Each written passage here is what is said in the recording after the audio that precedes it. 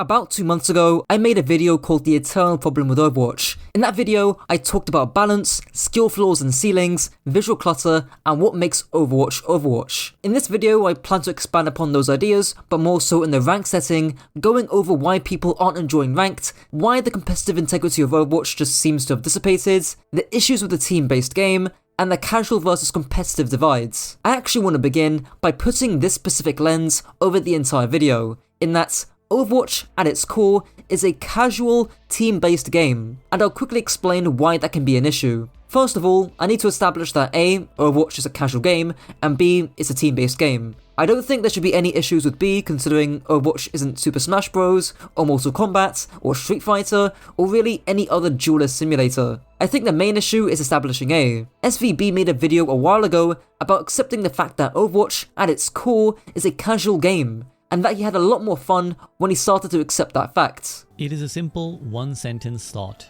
This is a casual game. Yes, I know, that sentence sounds so basic it's almost stupid to say out loud. Casual game, casual game. People have been saying that negatively since day one of Overwatch 2, myself included sometimes. I've said it and I've heard it said many times, but I've never understood it internally, feeling the same things I was feeling. That the game is bad, that the balance is awful, that the team are clueless, that the same mistakes from Overwatch 1 are being made over and over. But you see, then I started talking to some people who weren't like me. I spoke to some casual players. People who don't spend their lives grinding competitive Overwatch queues. People who don't care about top 500, let alone Overwatch League. People who log on to Overwatch for maybe a few hours a day, or even a few hours a week, and then log off. And they're having a blast. They don't even know what nerf Sojourn is or isn't getting. They're just playing the game. The reality is, Overwatch did have the potential to be a competitive game. I mean, look at the viewership in the Overwatch League back in 2019, when GOATS was peak meta, and viewers didn't even understand what the fuck was going on their screens. But when the Overwatch League is dying, teams are dipping and leaving, and have less funding from investors than ever, which I'll get onto. Alongside that, the majority of the Overwatch 2 player base are casual. I don't think it's realistic to take Overwatch seriously. It's literally just the Wojak meme of, in Gregor's terminology, the ranked Ryan crying about every minor balance change, meanwhile the casual Carson just plays the game. To help illustrate my point further, I've been having a lot of fun playing BattleBit Remastered on Steam, and that is a casual team-based game. The game having these modes are never going to be competitive. Hell, the same thing applies with TF2. TF2 is also a casual, team-based game, with thousands of different community servers, mods. Oh fuck, okay. Oh, I didn't know I had that mod on! Hats, emotes, and guns that are either OP or straight up trash clearly doesn't make the game competitive. Yet, it's very fun to play. I think part of that is down to the ignorance is bliss idea. The fact that I, for example, know significantly more than the casual player about Overwatch, therefore meaning that I can't enjoy the game autopiloting because I know how the game works, at least more so than I do BattleBit or TF2. As a competitive player, I can't just shun the players who play Overwatch casually because it is a casual game, whereas with competitive team-based games like R6, that can be a lot more reasonable to do. It's not the game. The game doesn't need to be designed in a way to accommodate these freaks. These people are trying to play a team-based game and they don't want to be a team player. Siege is not for them. Oh, but Greg, you shouldn't alienate the customer. The customer's always right. Actually, sometimes the customer is an idiot. Sometimes the customer doesn't know what they want. Sometimes the customer comes in and they're a dick to the server. Guess what? They don't get good service. Life comes around. The thing with Overwatch 2 though, compared to BattleBit or TF2, or any other casual team-based game, is that there is a live, active player base of ranked players or people who care about ranked. The competitive mode in BattleBit or TF2 either doesn't exist or is just filled with bots. It's why the balancing act between the casual and competitive player base, at least for Overwatch, has been so hard to pull off. So, where does that leave off the competitive players who do play Overwatch for those more serious reasons? Do we just leave and go to Valorant? Well, of course not. You can still play ranked only and enjoy the game, or at least you should, which leads me on to the next section, ranked matchmaking. I don't want to spend too long on this, and frankly, the matchmaking is getting better, but let's do a bit more digging into the numbers. According to IOStocks, the rank distribution appears to be fairly normal, with only 1.46% of players being Grandmaster, the top 5.5% being Masters or above, and the top 17 or 18% of players being Diamond or above. So this is really key to note, because notice the ranks of people who have complained about matchmaking. A lot of popular community figures are talking about the matchmaking in Overwatch 2. From my own personal experience, I don't really know what happened, but this has to be the least fun I've ever consistently had with the matchmaking. You probably should not be getting plats on your team if you're a GM player or a Masters player if they have a plat on the other team.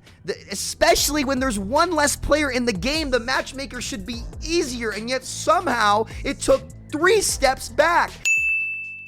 They're all Grandmaster, if not in Master or above, which is still the top 5% of the player base. I think matchmaking, whilst an absolutely valid issue that affects me as a Grandmaster player, it is an issue that won't affect the majority of players. It is kind of the case of the loud minority and silent majority kind of thing that's going on here. But that's not to downplay how important matchmaking is. If the top ranks mean nothing, then what the fuck is the point of playing ranked at all? If there's 2 players both of the same rank and they play drastically differently, how is that fair or fun at all? And while this may seemingly just affect the higher ranks, this also affects the lower ranks too, because it kills any motivation to obviously climb. Matchmaking has gotten better now, though we're still reeling from the aftershocks of the earthquake that was rankflation a few seasons ago. On the topic of competitive integrity, I also want to bring up how little opportunity, growth, and funding there is in the comp scene. I don't need to reiterate that this is the first time in the Overwatch League's history where the amount of teams playing have actually decreased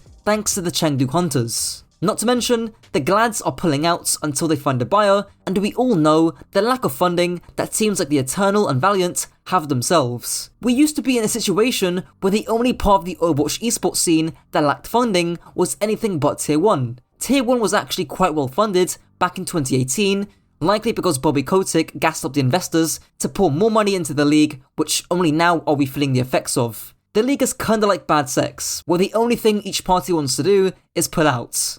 And yeah, I wrote that in my script, I thought it was fire. And don't get me started about contenders. In fact, the Tier 2 scene was panicking about finding new talent when it was announced that Renko and Luke Mino, top contenders players, might be joining our teams, because there's just no new developing talent in the Tier 2 scene. And why is that? Well, because nobody is giving an incentive to actually develop themselves into becoming great players. Especially financial. The best thing about the scene now is collegiate, where players still have career freedom and opportunity, whilst also getting a scholarship too. On the financial side of things, there's obviously the collateral damage that the league saw when the entire Blizzard lawsuit came out in 2021. All advertisers and sponsorships basically dipped from the league, which certainly didn't help its funding. There's of course other factors, like how Overwatch is doing as an esport, but that's a conversation for a different video. In short, the path to pro is somehow more dead than it's ever been. Investors want to pull out and get their money back, the existing talents are living in the Sahara deserts and drying up,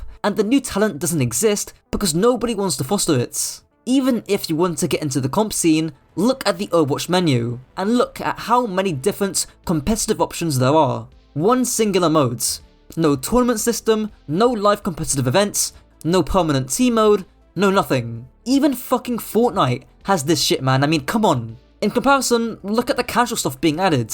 The Battle Pass is of course a given in our industry, but there's quick play, the arcade, gimmicky, competitive events like a Mystery Heroes, custom games which are mostly casual, and the live service content too. Whether you like it or not, PvE missions are coming out in Season 6, and this season, we've still got Lucio Ball and a Prop Hunt game mode coming soon. Even the Flashpoint game mode was geared towards the casual player base to give them more new content. And honestly, I don't blame them. The casual player base is where the money is. But still, looking at other games, it is sad to see the dried up, crusty mold that is competitive Overwatch. A shrinking, dying scene, forever destined to be mediocre. Halo 3 didn't just make stuff for Pro League. It had Forge, custom games, and casual matchmaking. Halo 3, in my opinion, stands out as one of the most well-run multiplayer shooter communities possibly ever, just because it was able to attract so many different communities of people to all play the same game and kind of share that space.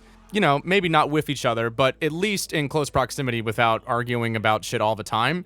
Don't get me wrong, there were some arguments here and there in terms of balancing decisions, but nothing like Siege. I think Siege is just really unique in this dichotomy of, like, anytime Ubisoft makes a decision, everybody gets irritated about it because they think it's catering to one or the other side. So, to sum up the video, where does Overwatch go from here? In all honesty, I don't know. I know what we can do, which is to take the game less seriously, but I think I agree with SVB's take that Overwatch will forever be mediocre. And sure, while it's never gonna die as a live service game, it's never gonna reach its true greatness. And that's it for the video. Shout out to my tier 2 Patreon and channel member, Broken by 50%, as well as my other members, T-Meg, Chris Jones, Craig, Nyan Socks, Resolucio, and Sosfring. If you guys enjoyed, be sure to like, comment and subscribe, and let me know your thoughts down below. Until next time.